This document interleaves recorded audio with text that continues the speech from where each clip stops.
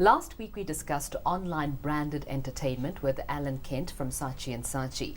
This week we continue the discussion on branded entertainment with Channel Strategy Director for Nota Bene, Wayne Bishop, and of course Andrew Human is still with us. Gentlemen, once again, thank you so much for joining us. Thanks for having us. I'm going to start with you, Wayne. Is this a new trend, branded entertainment, or is it just another word for everything? Branded content, branded entertainment's been around since kind of the 19th century. But I think it's got a lot of focus or attention of late because it seems to be so effective. There seems to be a general way of communicating with target audiences, and it tends to fall on deaf ears because consumers have kind of understood how this all works. So now brands are looking at different ways, and I think the entertainment space is where it's going. It's because it seems to be so much more effective. Yeah, which medium's taking over? Is that the internet, TV, radio? In markets globally where online penetration is very high, then you're seeing a lot of stuff online. So that's gaming, webisodes, mobisodes, all of that kind of stuff, blogs, etc. In South Africa, I think we're more limited to broadcast channels, so that would be radio and TV primarily.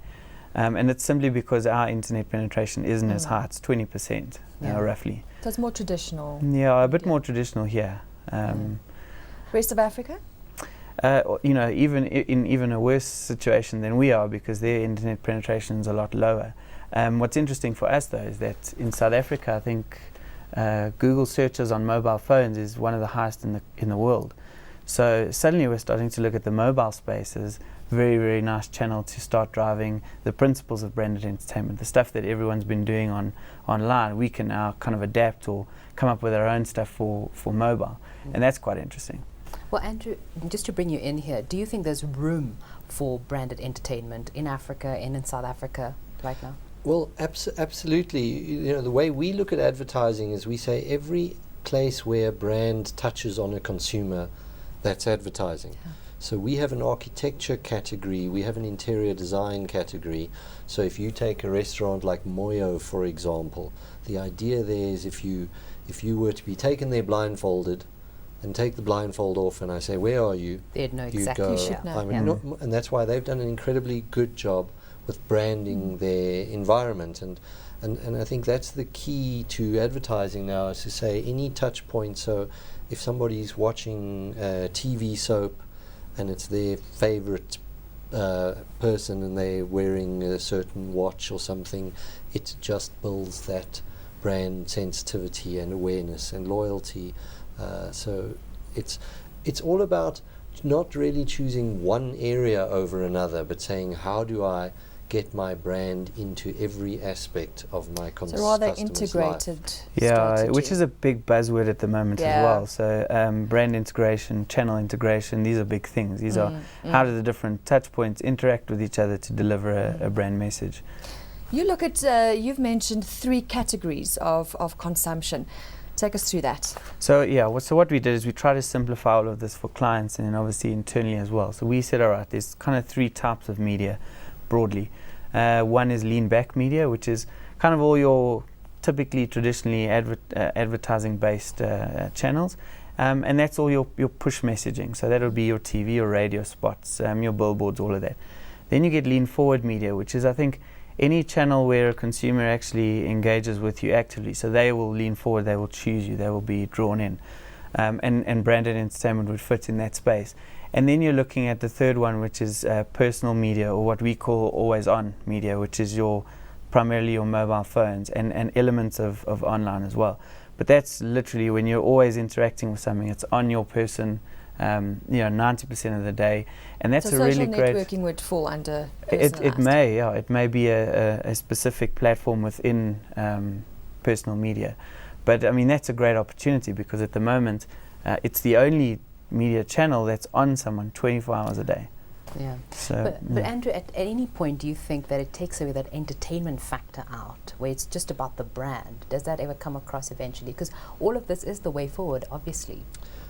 Well, again, I think that's the key element where you go with any way you're interacting. If the consumer is not enjoying that interaction, then you're wasting your time. Yeah. Yeah. So if you take a traditional TV ad and you say, okay, we're going to make a bad ad and we're just going to flight it over and over and over and we're going to hammer the message home, that's not really a great idea. The idea is to say, can I, instead of you saying, oh, it's commercials, I'm going to get up and leave, you go, oh, that's really great. Yeah. I love that and I interact with it. So you actually see it as engaging content. So whether it's a mobile, same thing. So if you get something on your mobile phone, if you're enjoying the interaction, then I think it's brand positive.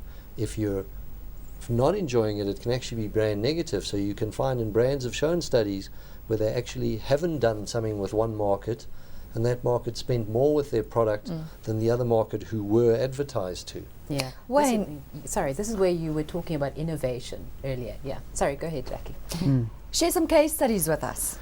Well, we've done quite a lot locally. I've done sort of 6 or 7 campaigns locally. On Unilever, very lucky to get to do really great work like this. But we did the Axe Sweet Life, which was basically an AFP, an advertiser-funded program.